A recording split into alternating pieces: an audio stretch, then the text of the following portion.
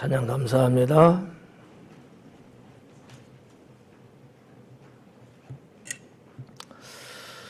오늘은 미혹으로 멸망이란 제목으로 강의를 하겠습니다. 미혹받으면 어떻게 돼요? 죽는 거예요, 그냥. 인도받으면요? 아, 눈치 좋다. 그렇죠. 인도를 받으면 사는 거고, 미혹받으면 죽는 거고.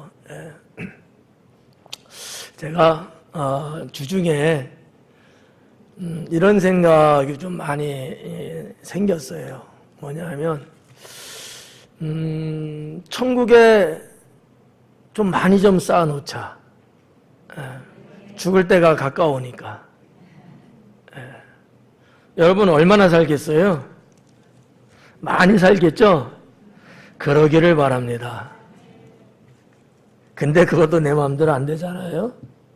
우리가 향하고 있는 본향, 그것이 어디입니까? 천국이잖아요. 근데 천국에 가는데 안 갈 사람은 없죠? 천국에 가는데 천국에 가서 막상 보니까 나하고는 별로 상관이 없는 거야, 천국이. 혹시 그런 꿈을 꿔본 적은 있으십니까? 이 꿈. 소망의 꿈 말고 꿈을 꿨는데 꿈속에서 천국에 갔는데 그 천국이 나하고는 그다지 상관이 없더라고요. 내 것이 하나도 없는 거야. 주님이 나한테 주시는 게 없는 거예요. 이런 꿈 꾼 적 없죠? 다행이다. 어떤 꿈을 꾸셔야 돼요? 이만큼 많은 꿈을 꿔야지. 오늘 설교 끝. 그렇지 않아요? 하나님 나라 가서 하나님께 이만큼 받아야 되지 않겠어요? 그러기를 축원합니다. 그런 꿈을 꿨다는 거예요. 내가 이 땅을 살면서 앞으로 몇 년을 더 살까? 주님 앞에 가는 날이 1년 자꾸 가까이 오고 있는데 내가 저 날을 위해서 이 땅에서 뭘 하고 살아야 될까? 라는 생각을 했다는 거죠. 계산을 해보니까 그다지 한 게 없더라고요. 그래서 참 한편으로는 좀 씁쓸함하고 한편으로는 이제라도 하나님 나라에 좀 많은 것을 좀 쌓아야 되겠다. 이런 다짐과 결단의 기도를 해봤습니다. 오늘 본문 9장에 있는 말씀 참 마음 아픈 그리고 아주 속상한 그런 내용이 아닐까 이렇게 봐지고요. 지난주에 강의하면서 첫 번째 단락은 했잖아요. 그때도 보니까 그렇게 쏙 흥이 나고 정말 행복을 느낄 수 있는 그런 말씀의 내용들은 아니었잖아요. 죄악이 난무하고 그로 인해서 하나님이 심판하겠다는 이런 어떤 예언의 말씀, 언약의 말씀들을 우리가 봤는데 오늘은 이제 두 번째 단락 그리고 세 번째 단락까지 읽었습니다. 이 내용들도 뭐 그 이상 그 이하도 아닌 것 같아요.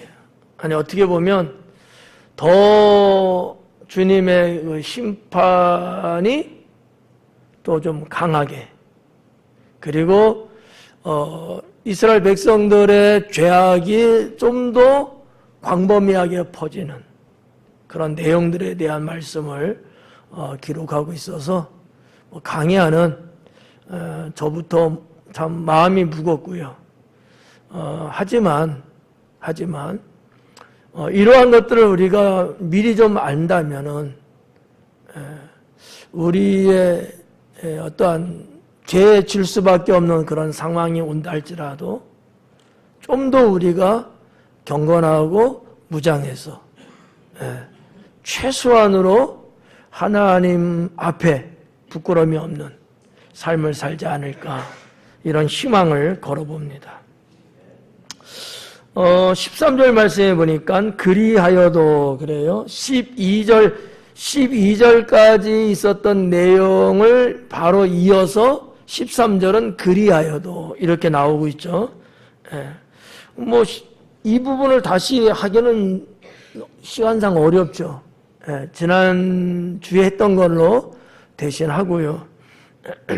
그 백성이 자기들을 치시는 이에게로 돌아오지 않는다라고 기록하고 있습니다.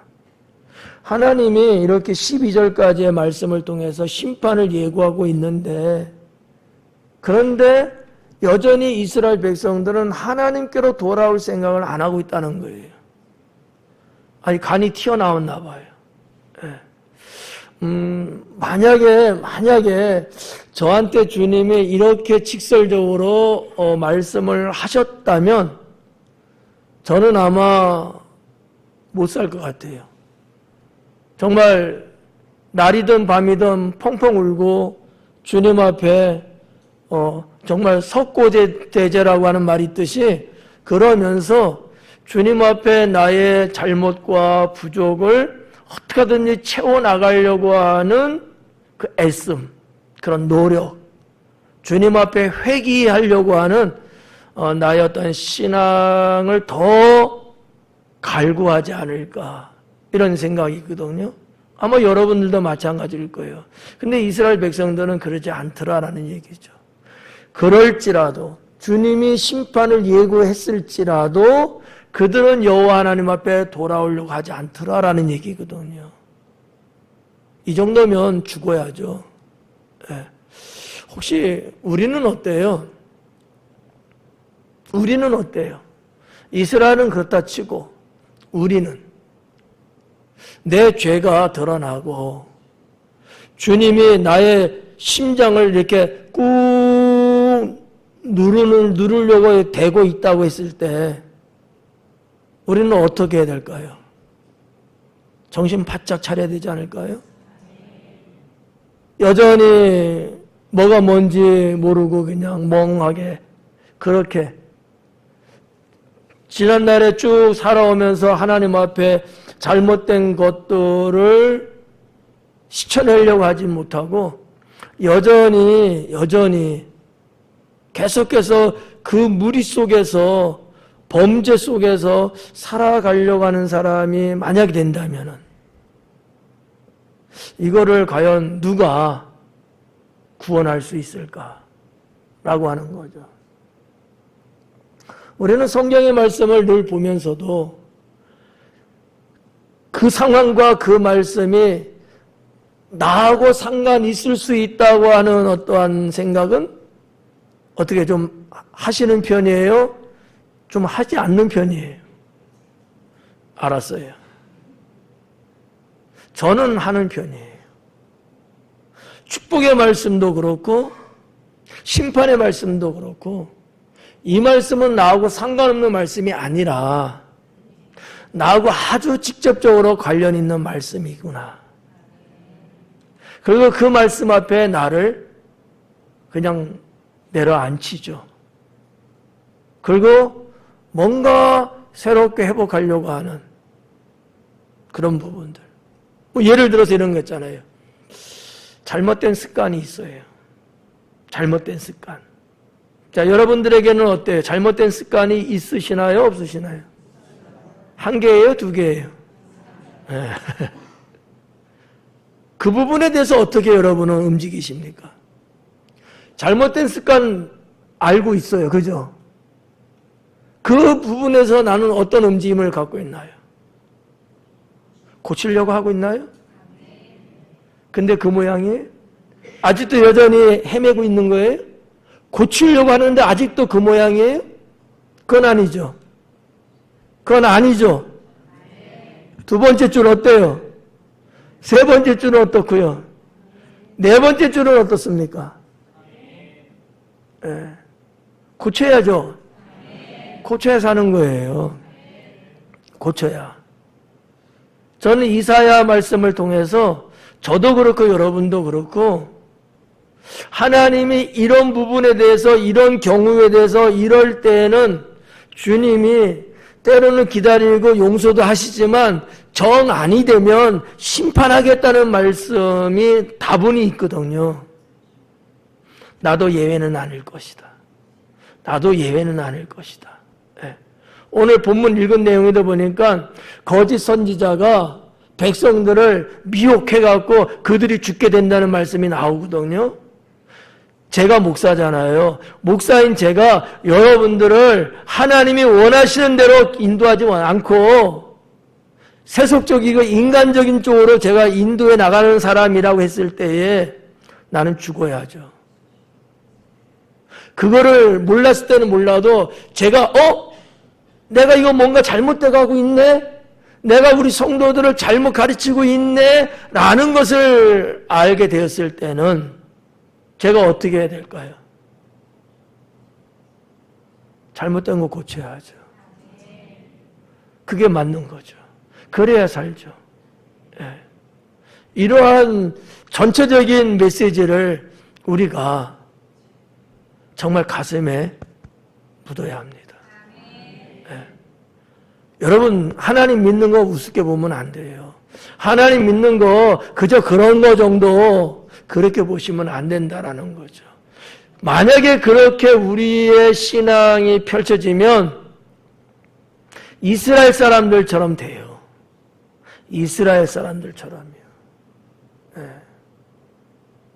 그러한 어떻게 보면 조금 묵직한 마음을 갖고 오늘 강해를 잘 들을 수 있기 바랍니다.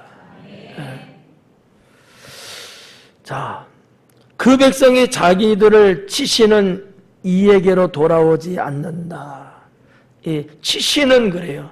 하나님께서 이스라엘 사람 백성들을 치시는데 그들은 여전히 돌아오지 않고 한번 해볼 때면 해봐요 이러는 거예요.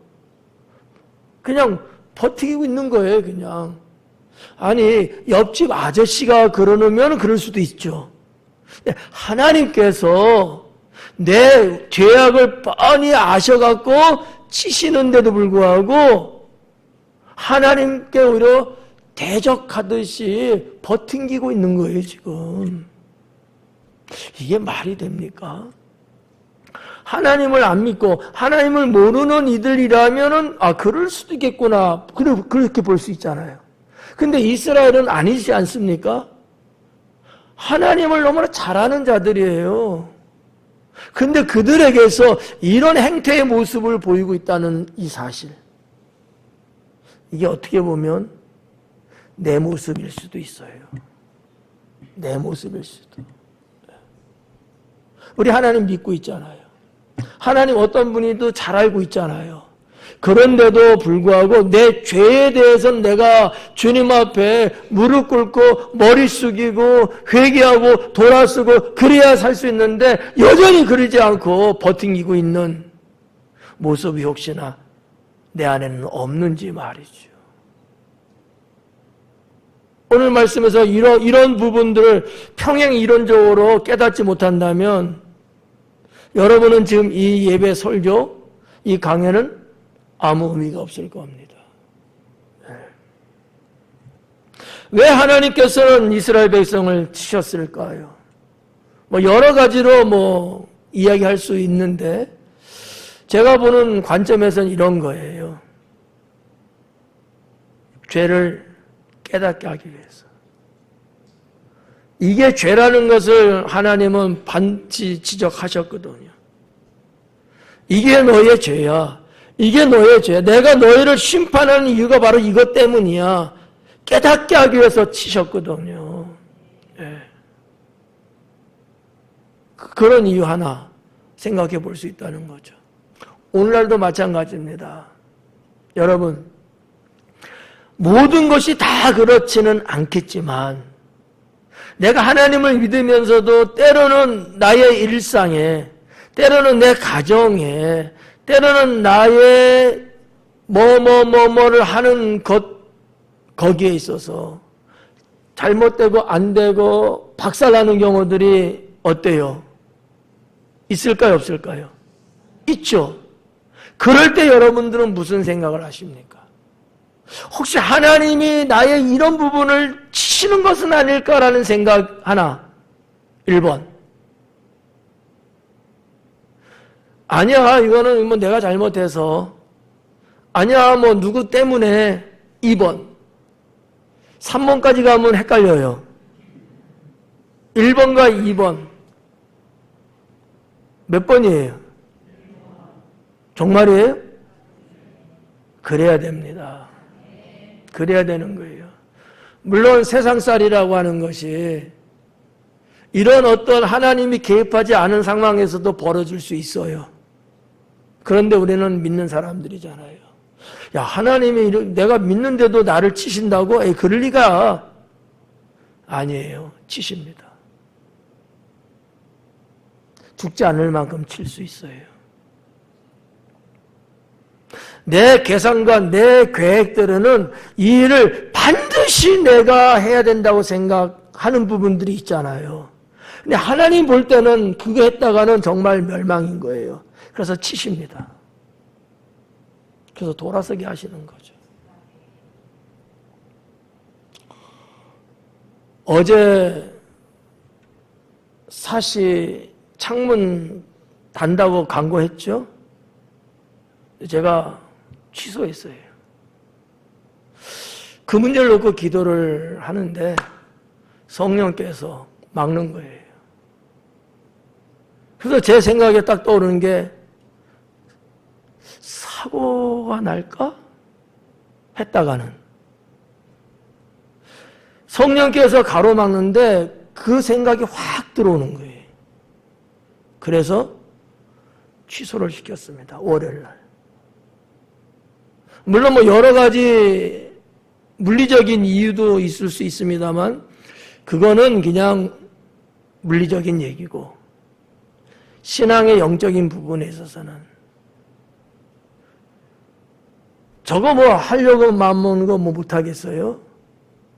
작은 것 하나일지라도 주께서 아니다 했을 때는 안 하는 게 맞다고 저는 판단을 했습니다. 나중에 문제 없으면 얼마든지 할 수 있는 문제니까. 저 나라에 가서도 성령께서 그렇게 인도하셨습니다. 네. 그래서 송구한 말씀, 이해 말씀을 드리고 취소를 할 수밖에 없었습니다. 하나님은 언제나 자녀들의 삶을 살피시고 우리가 느끼는 것이 긍정이든 부정이든 뭐가 된다 할지라도 하나님은 언제나 하나님의 뜻과 섭리를 따라서 인도해 나가십니다. 우리가 곡해하는 부분이 있을 수는 있어요. 그러나 하나님이 행하시는 것은 사랑이었다라는 거죠. 이런 부분들을 우리가 파악할 수 있어야 되지 않을까라는 생각을 안 해볼 수가 없습니다. 사랑하는 성도 여러분, 하나님 왜 이스라엘 백성들 하나님께서 언약해 놓고 하나님께서 자녀로 택하신 자들이었음에도 불구하고 왜 치셨을까? 여러분이 다 알고 있듯이 그들은 하나님 앞에 큰 범죄를 짓고 여전히 멈추지 않고 진행 중에 있었기 때문에 주님은 치셨다라는 거죠. 그런데 오늘 이 시점에서 우리는 왜 하나님이 치시냐 우리들을 죄를 깨닫게 하기 위해서 때로는 치시기도 하신다라는 거. 두 번째는 그 잘못된 길에서 돌아오게끔 하기 위해서 치시는 경우도 있다. 물론 이 두 가지가 하나가 되는 거죠. 죄악을 깨닫고 돌아서게 하기 위해서 하나님은 필요에 의해서 치십니다. 치신다고요. 비근한 예는 아닙니다만 야곱이 본향으로 돌아갈 때 야복강에서 천사와 씨름했다는 성경의 말씀 잘 알고 계시죠? 역시 천사가 야곱의 한도뼈를 내리칩니다. 그러면 안 되잖아요. 근데 치시는 거예요. 그 이유와 목적은 분명히 있죠. 여러분들 아마 다 나름대로 해석이 다를 거예요. 저는 이렇습니다. 야곱은 상당히 자기중심적이고요. 자기밖에 몰라요. 하나님을 어쩌고저쩌고 하는 것 같으면서도 상당히 간사한지라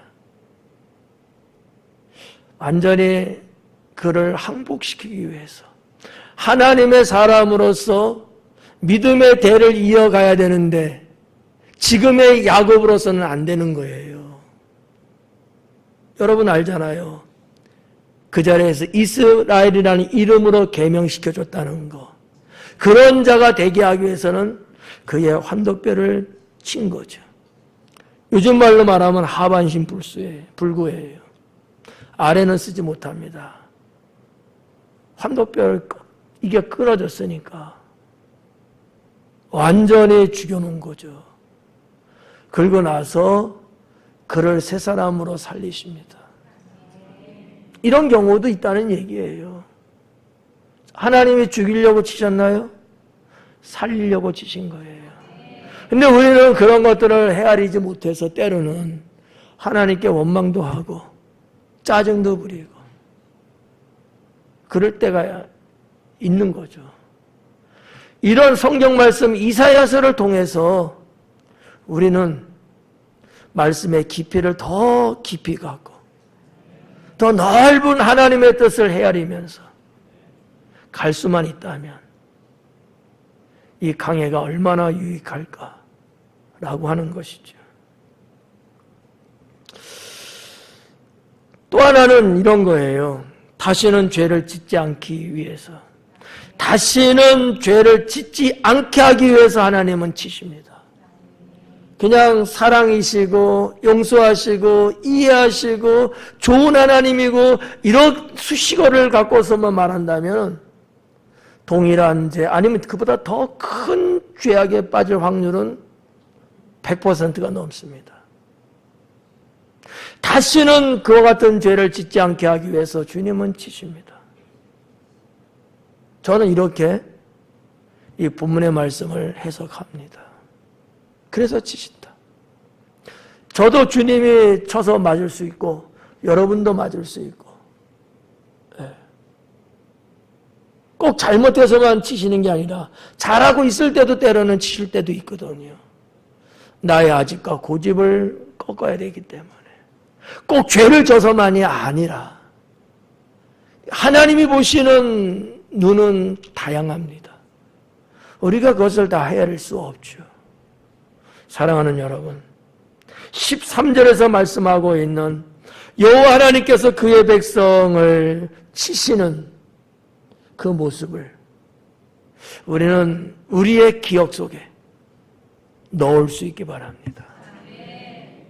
자, 그런데 돌아오지 아니하며 만군의 여호와를 찾지도 아니하도다 그래요.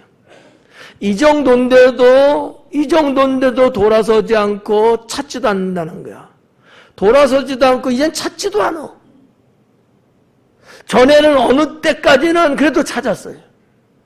어느 때까지는 찾았어요. 하나님의 뜻이 어디 있는지 기도 좀 해봐요 하면서 찾았거든요. 이제는 아예 찾지도 않는다는 얘기거든요. 그건 무슨 말이에요? 그들의 죄악이 더 깊어졌다는 얘기입니다. 더 깊어졌다는 거예요. 14절에 보니까 그러므로 여호와께서 하루 사이에 이스라엘 중에서 머리와 꼬리와 종려나무 가지와 갈대를 끊으시리니 그래요. 끊는다는 얘기예요. 이 끊는다는 원어의 원뜻이 뭐냐면 칼로 잘라버린다는 뜻이거든요. 그냥 끊는다는 어떤 좀 유순한 표현이 아니고요. 완전히 아작을 낼 만큼 칼로 뚝 잘라놓겠다는 거예요. 하나인데 두 개를 그냥 이렇게 해버리겠다는 거예요. 그 내용을 한번 보자는 거죠. 봐봐요. 이스라엘 중에서 머리와 꼬리, 종려나무 가지와 갈대를 끊겠대요. 머리와 꼬리예요. 머리는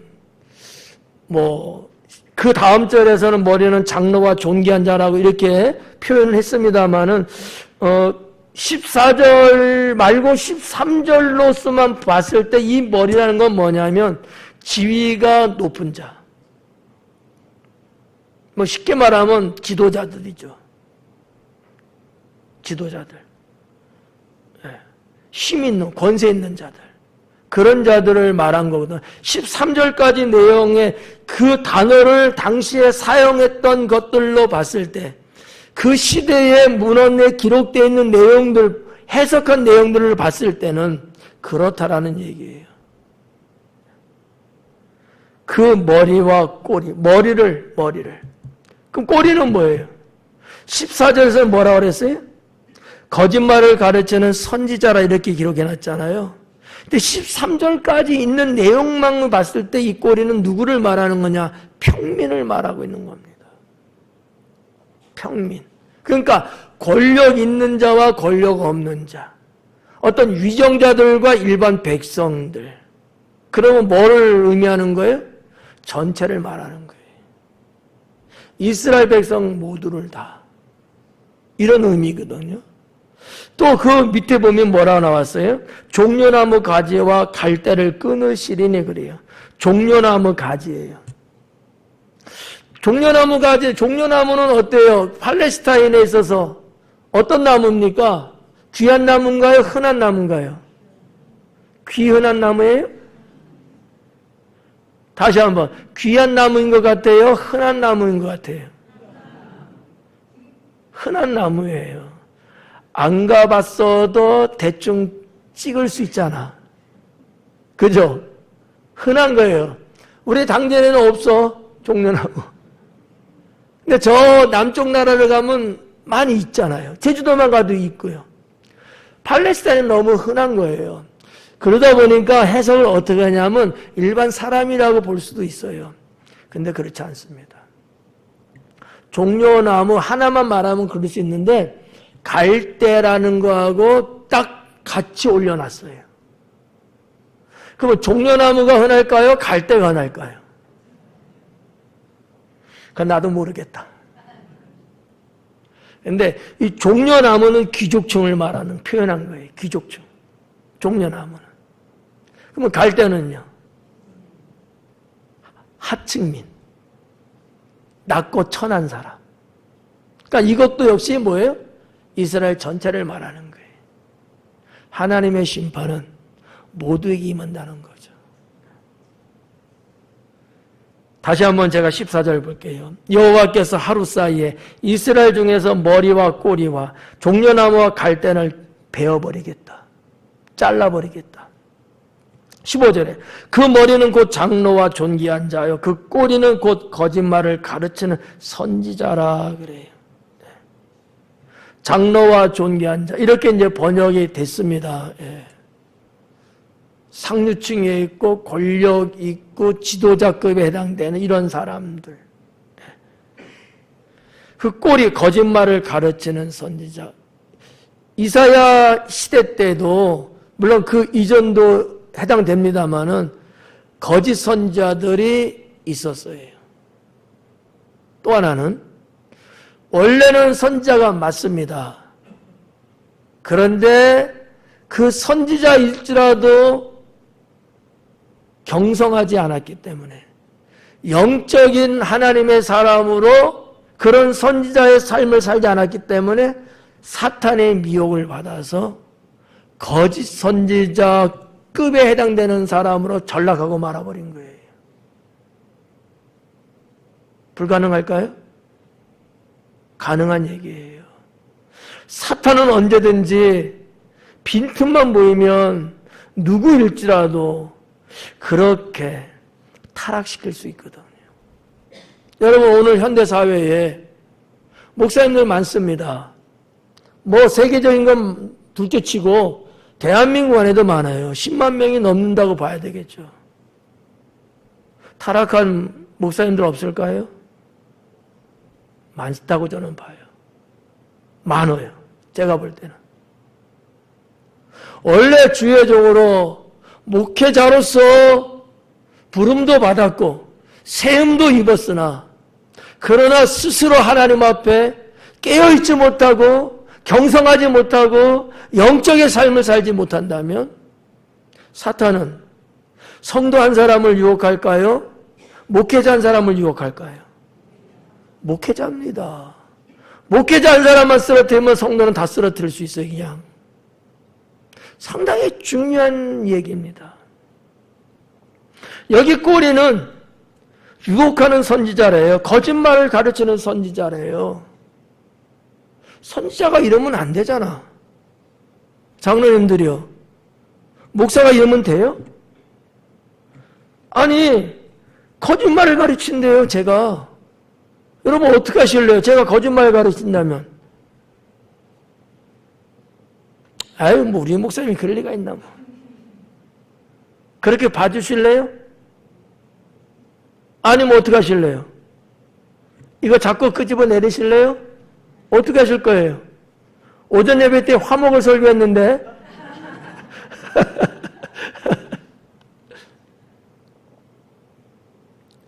거짓말을 해서 진리를 말해야 되는데 거짓을 말하면서 백성들을 유혹해갖고 멸망에 빠지게 만드는 거야. 이런 목회자라는 사람들이 이 지구상에 얼마나 많은지 몰라요. 세월이 지나면 지날수록 말세지 말이 가까우면 가까울수록 말이에요. 이사야 선지자 이 시대 때도 지금 그것을 말하고 있지 않습니까? 예. 너무 충격적이면서도 너무 조심스러운, 정말로 우리가 하나님을 믿으면서 어떠한 사람은 어떠한 주의종을 만나서 어떤 신앙생활을 하는 거에 따라서 우리의 영혼에 갈 곳은 갈림길이 생길 수밖에 없지 않을까라는 거죠. 뭐 유능하다 무능하다를 떠나서, 그렇죠? 그건 2차 3차 문제 아닐까요? 가장 기초적인 게 뭐예요? 거짓을 말하지 않고 비진리를 전하지 않고 성도들을 음부로 끌고 가지는 않아야 되지 않을까, 적어도. 근데 오늘 말씀해 보니까 그게 아닌 거예요. 16절 봐봐요. 백성을 인도하는 자가 그들을 미혹하니. 자, 여기서 말하는 이 백성을 인도하는 자는 딱히 누구를 딱 한 사람을 집어서 말하는 것 같지는 않아요. 앞에서 지금 열거된, 앞에서 이야기한 뭐 장로가 되든 권 있는 사람이 되든 선지자가 되든 뭐가 되든지 간에 그들이에요. 그 백성을 인도하는 자들이잖아요. 그들이 미혹을 한대요. 백성을 인도하는 자가 그들을 미혹한대. 그들은 백성이죠. 정신 차려야 되거든요. 정말 정신 차려야 돼. 네. 제가 말씀드렸잖아요. 여기 있는 목사가 거짓을 전하고 비진리를 전하면서 여러분의 신앙을 갉아먹는 좀팽이 같은 사람이라면 여러분은 저를 내쳐야 합니다. 그래 여러분이 살아요. 또 화목이에요 그래도? 저는 그렇게 믿어요. 나 스스로가 죽어야 되지만 여러분도 그래야 여러분이 살 수 있다는 거지. 이거는 분명하게 구별할 줄 알아야 돼요. 구별하라는 얘기예요. 예. 예배 끝나고 저를 내친다 그러지 말고 구별하자는 얘기. 무슨 의미인지 아시죠? 말세 마지막이 점점 더 가까울수록 이러한 무리, 이러한 자들이 우리 주변에 더 우죽순처럼 늘어나고 있다는 사실이에요. 예. 제가 목사로서 이런 말하는 자체가 부끄럽습니다. 부끄러워요. 근데 정말요, 비복음적이고 목회자들이 스스로 깨어있지 못하고 더 주님 말씀에 탐구하지 않고 대충 하고 적당히 하고 멀쩡하게 하고 이제 앞으로는 말이죠. 더 심각한 게 뭔지 알아요? AI가 극성을 부리는 시대 아닙니까? 그거로 다 목회하려고 하는 사람들이 무척 늘어날 겁니다. 저한테 이런 메시지가 왔어요. 딱 몇 가지 단어만 주면 자기가 설교문을 작성해 주겠다고. 물론 공짜는 아니겠죠. 돈 내라는 거겠죠. 근데요, AI로 이 사람 분명히 할 거예요. 여러분도 스마트폰에 AI 혹시 어플 깔려 있나요? 상종하기 싫다 이거죠? 거기서 예를 들어서 제목, 오늘 낯설기 같으면 너는 화목을 사랑하라 제목으로 설교문을 작성해줘 하면요 딱 나와요. 10초가 안 걸립니다. 이것 말고 다른 걸 해주면 또 다른 거 또 줘요. 이것 갖고 설교 맥락을 잡고 설교를 그대로 하는 분들도 앞으로는 많이 나올 겁니다. 대학생들 논문요 AI한테 전부 다 의뢰합니다. 근데요 벌써 40년 전에 아니 한 50년 전 40-50년 전에 설교문을 대행해주는 서비스 업체가 있었습니다. 한 달에 뭐 한 돈 10만 원 내외 정도 회원 회비로 내면요 설교문 30편 정도가 와요. 프린트 해갖고 골라서 하면 되는 거예요. 40년 50년 전에도 있었습니다. 그때는 아날로그죠. 지금은 디지털에다가 AI예요. 얼마나 쉽게 할 수 있을까요? 여러분이 제가 한 설교 제목을 한번 A한테 한번 물어보세요. 똑같은 설교가 나오는가? 아마 안 나올 거예요. 기도하고 작성된 설교였으니까. 왜 이런 말씀을 드리나요? 거짓을 말하고 잘못된 길로 유혹으로 끌고 가는 이런 선지자가 이사야 선지자 시대 때 있다는 얘기예요. 오늘날에는요 더 많으면 많았지 그러지 않을까요? 정말 우리가 사도 요한을 통해서 하나님 하신 말씀처럼 영을 다 믿지 말고 그 영이 하나님께 속했나 봐라. 분별의 영을 위해서 기도하라는 그 말씀을 정말 가슴에 새겨야 합니다. 정말 그러한 시대 이제는요 무서운 시대입니다. 인도를 받는 자들의 멸망을 당하는도다. 당연하죠. 백성을 인도하는 자가 미혹하는 자니 미혹하는 자에 의해서 멸망당할 수밖에 없죠. 17절에 이 백성이 모두 경건하지 아니하며 악을 행하며 모든 입으로 망령되이 말하니 이 백성, 이스라엘 백성이 경건하지 않아요. 영적인 문제죠. 악을 행해요. 도덕 윤리적인 문제가 될 수 있겠죠. 입으로 망령되이 말해요. 언행심사가 잘못됐어요. 입으로 망령되게 말해. 함부로 말해. 그냥 막 짓거리는 거예요. 그 얘기 뭐 누가 상처를 입던 그것 때문에 누가 곤란을 당하던 그것 때문에 누가 손해를 보던 상관 안 하는 거지. 망령되게 말하는 거야. 자기 하고 싶은 말 그냥 막 하는 거야. 자기 그냥 머릿속에서 떠오른 대로 막 짓거려대는 거예요. 타락한 자의 전형적인 모습입니다. 타락한 자의. 그러므로 주께서 그들의 장정들을 기뻐하지 아니하시며 그들의 고아와 과부를 긍휼히 여기지 아니하시리라. 그 백성들이 그렇게 살아요. 그랬더니 하나님은 뭐냐? 장정들을 기뻐하지 않는데 이 장정들은 뭐를 말하냐면 이제 다 성숙한 젊은이를 말하는 거거든요. 다 성장한. 지금의 우리 청년들 이 정도가 아니고요. 예. 뭐 요즘으로 말하면 뭐라고 할까? 한 30대까지. 보통 우리가 사회학적으로 청년하면 40 이전까지 보통 청년이라 표현하거든요. 다 성장한 거잖아요.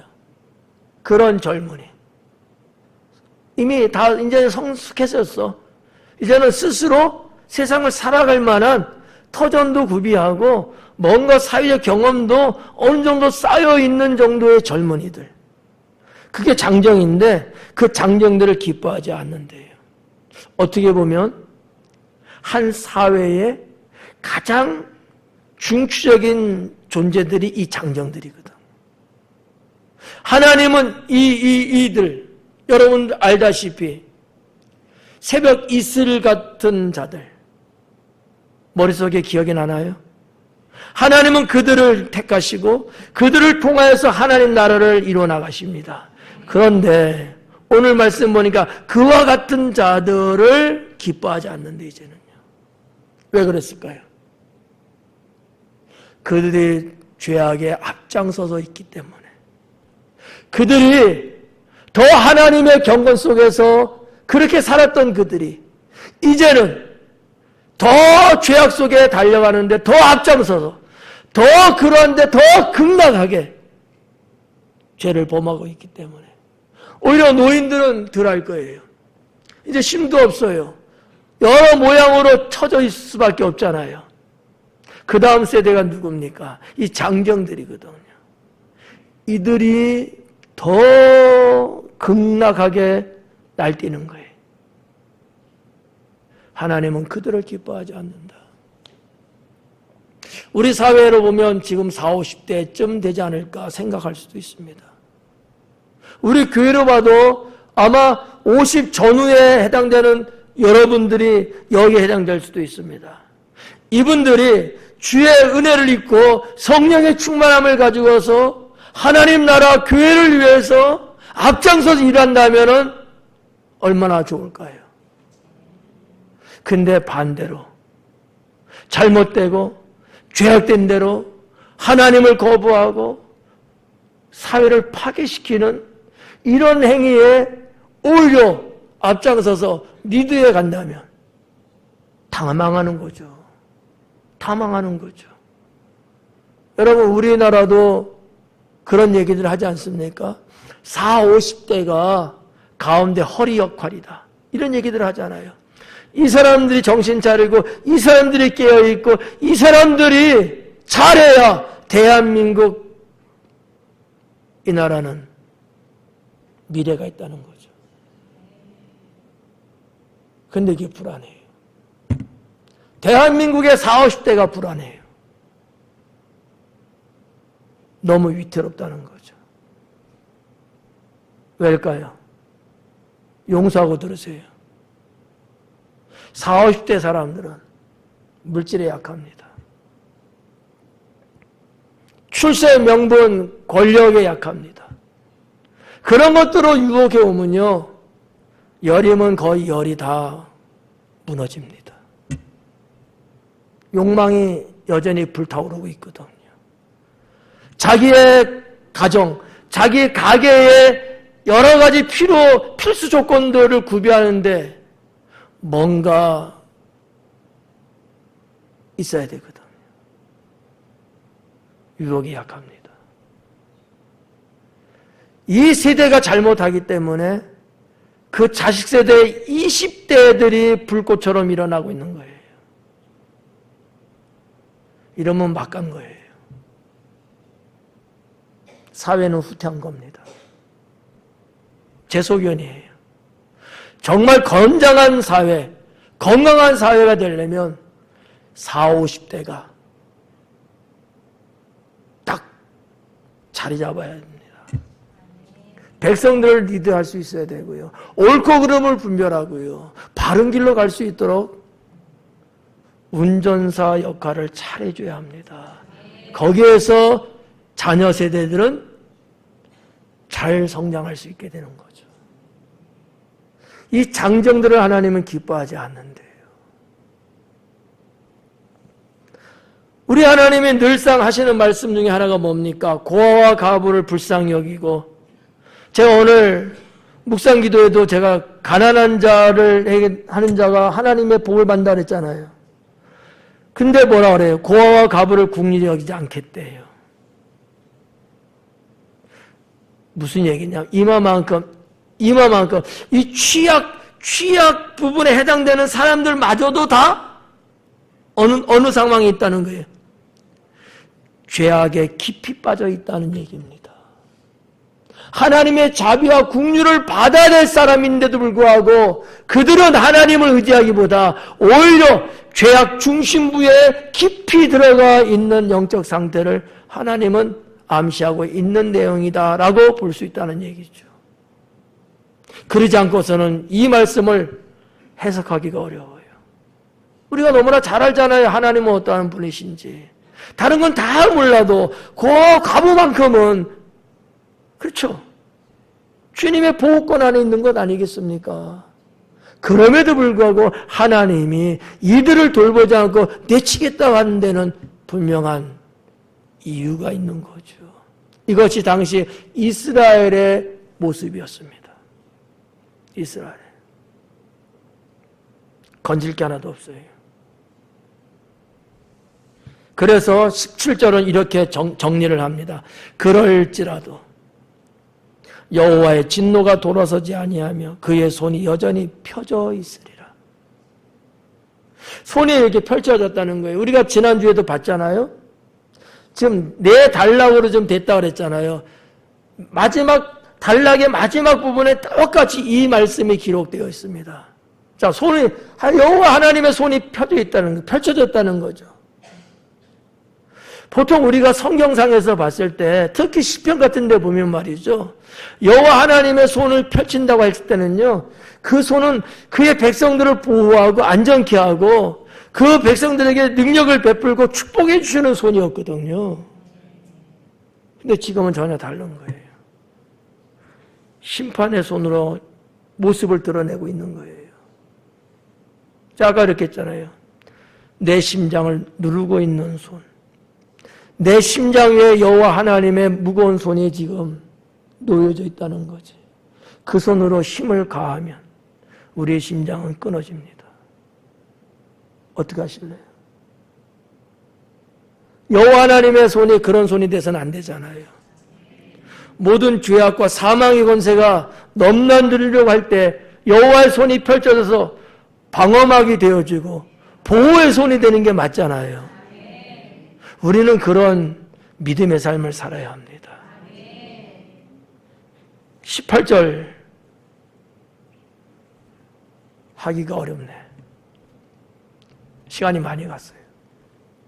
시계 본 사람 없죠? 네. 21절까지 하면 좋긴 한데 할까요? 네. 두 사람만 소리 내는 것 같아서 이것도 하려면 한 20분 갈 것 같으니까 다음 주에 할게요. 다음 주에. 다다음 주. 헌신예배가 2번 연거푸 있네. 자, 아무튼 17절까지 봐서 13절에서 17절 두 번째 단락입니다. 두 번째 단락. 정치인들, 위정자들, 권력 있는 자들, 뭔가 일반 백성들보다는 뭔가 위에 있다는 자들, 이러한 자들의 부패함, 타락, 죄악, 어둠의 모습. 그게 두 번째 단락에 있는 거예요. 여러분들은 어느 위치에 있습니까? 결론이에요. 나는 어느 위치에 있는 사람인가? 내가 위치가 여기인데 나도 이 역에 해당되는 것은 혹시 아닐까? 나를 바라보고 있는 사람들이 있는데, 나한테 가르침을 받고 있는 제자들이 있는데, 나는 이사야서 말씀처럼 혹시 이런 사람은 내가 아닐까? 한번 우리 스스로 생각해 봤으면 좋겠습니다. 기도합니다.